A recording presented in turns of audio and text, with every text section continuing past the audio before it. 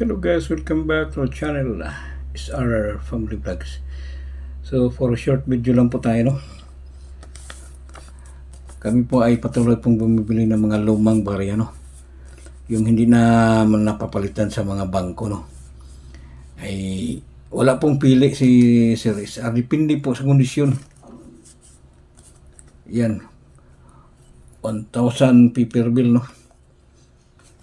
Kahit anong paper bill, basta makinig po kayo mabuti, no? Kahit luma na. Napakatagal na klaseng barya ito. Naabutan na sa pag expiration, no? O pinalitan ng panibagong mukha, no? So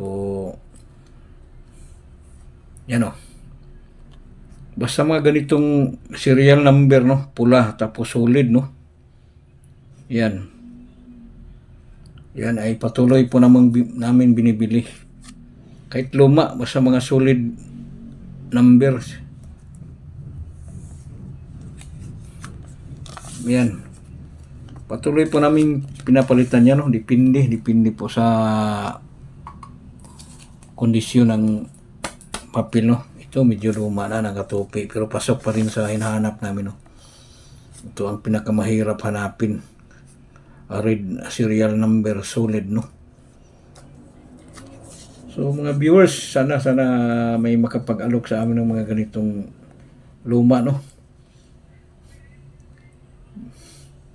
Pero kahit hindi luma, basta walang tupi, walang gas-gas, walang punit, basta malutong pa, ay binibili pa rin namin kahit hindi solid number, no? Hindi solid serial number.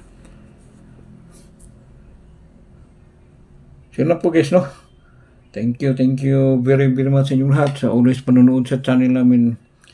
Is our family vlog. Shout out po muna sa lahat ng mga kagrupo namin, no? Luzon, Visayas, Mindanao, lalo sa mga kabisayan. Dagang salamat sa walang sawang panonood sa aming channel, no? Lalo dyan mga sa Zamboanga City, mga ka-brother namin, no? Assalamualaikum warahmatullahi wabarakatuh. Sa mga Zamboangueño, buenos dias, buenas noches, con todo, con ustedes. Thank you very much. Shout out po pala kay Brother Mark Lister Gamayon, sir. Always keep safe lang po tayo sa trabaho, no? So for short video lang po tayo kasi always busy sa trabaho. Panggabi po tayo, no? Puro short lang muna kasi inaantok na po si Sir Rizal. So na po, no? Thank you very much. Bye-bye.